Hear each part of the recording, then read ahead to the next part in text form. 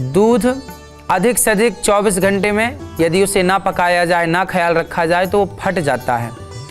दूध से अधिक आयु होती है दही की। जब वो दूध दही में कन्वर्ट होता है उसकी आयु बढ़ जाती है। दही 5 से 7 दिन 10 दिन तक बढ़िया रहता है, उसका ख्याल रखा जाए तो थोड़ा और बढ़िया हो सकता है। फिर दही से बनता है मक्खन, तो मक्खन की आयु और होती है। तो मक्खन जब आप खाएंगे तो दूध दही का वो रस होगा और उस रस से आपका मस्तिष्क चलेगा नहीं, दौड़ेगा। लेकिन आजकल के बच्चे मक्खन ना खाकर, दही ना पीकर, घी ना खाकर चाउमीन पिज्ज़ा बर्गर खाते हैं। आप जितना हेल्दी खाएंगे आप उतने बुद्धिमान होंगे। आज का खान पान बिगड़ गया, इसलिए बच्चे याददाश्त के कमज़ोर हो गए, आँखों से कमज़ोर हो गए, बुद्धि से कमज़ोर हो गए और नाना प्रकार की बीमारियां बच्चों को घेर रही हैं। आपको चाहिए कि भगवान श्री कृष्ण एक उंगली पर गिरिराज जी उठाए। इसके पीछे का संदेश यही है कि माखन खाओगे, शुद्ध देसी गाय के दूध का सेवन करोगे तो आप में बहुत एनर्जी होगी, बहुत आप शक्तिशाली बनेंगे, आप बहुत आगे जाएंगे। तो भगवान श्री कृष्ण का ये उपाय जीवन में ज़रूर करिए। जो मक्खन भगवान श्री कृष्ण खाते हैं, आप भी पहले तो खान पान ठीक करिए।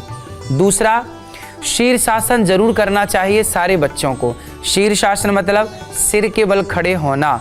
सारा ब्लड, सारा रक्त हमारा जो शरीर में नीचे की ओर होता है, पाँव की तरफ होता है, जब हम सिर के बल खड़े होते हैं तो वह रक्त हमारे मस्तिष्क की ओर बढ़ता है और हमारा मस्तिष्क और अधिक काम करने लग जाता है।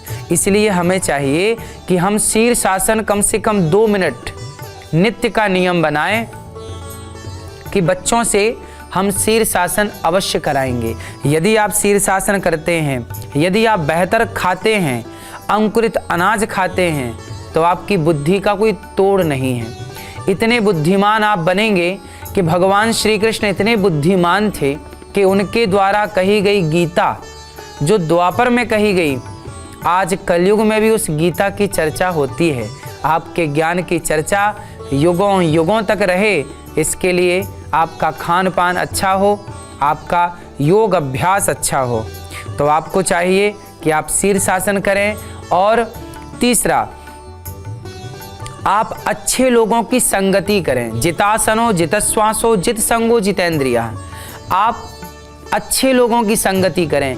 उस बच्चे की संगति बिल्कुल ना करें जो सिगरेट पीता हो, शराब पीता हो, गंदी बातें करता हो, झगड़ा करता हो। ऐसे बच्चों की संगति से बचें। देखो, संगत का बहुत बड़ा प्रभाव बच्चों के जीवन में पड़ता है। माता कैकई ने मंथरा की संगत कर ली। देख लीजिए क्या परिणाम हुआ। किसी पिता ने अपनी बेटी का नाम तब से कैकई नहीं रखा। साथ ही दुर्योधन ने संगत करी शकुनी की, नाश करा दिया शकुनी ने। आपकी संगति, आपके मित्र, आपके दोस्त जितने अच्छे होंगे आप उतने अच्छे होंगे। आपके आसपास का जो वातावरण है वो जैसा होगा आपका वैसा निर्माण होगा। संगत से गुण आते हैं, संगत से गुण जाएं, लोहा जड़ा जहाज में पानी में उतराए। लोहे का एक टुकड़ा पानी में डूब जाता है, पर वही लोहे का टुकड़ा जब नाव से समुद्री जहाज़ों में जड़ जाता है, लग जाता है, तो वही लोहा आपको और हमें पार लगाता है। तो जो लोहा नाव की संगत किया स्वयं पार होता है, औरों को पार लगाता है, और यूं ही लोहा पानी में डालो तो डूब जाता है। कहने का तात्पर्य यह हुआ कि आपकी संगति अच्छी है तो आप पार हो जाएंगे, औरों को भी पार लगाएंगे।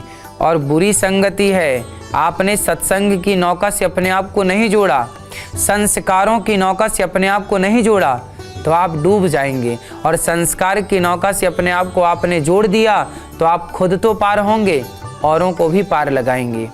बच्चों को चाहिए कि जैसे हनुमान जी से आप सीख सकते हैं कि हनुमान जी जब लंका गए तो रास्ते में एक मैनाक पर्वत ने उनका रास्ता रोकते हुए कहा कि हनुमान जी आप थक गए होंगे, थोड़ा सा विश्राम कर लीजिए। तो हनुमान जी ने कहा कि राम काज कीन्हे बिनु मोहि कहाँ विश्राम। राम का काज करने निकला हूँ, जब तक कार्य पूरा नहीं करता तब तक विश्राम नहीं करूँगा। तो आज के युवाओं को, आज के बच्चों को चाहिए कि पहले आप अपना काम पूरा करें।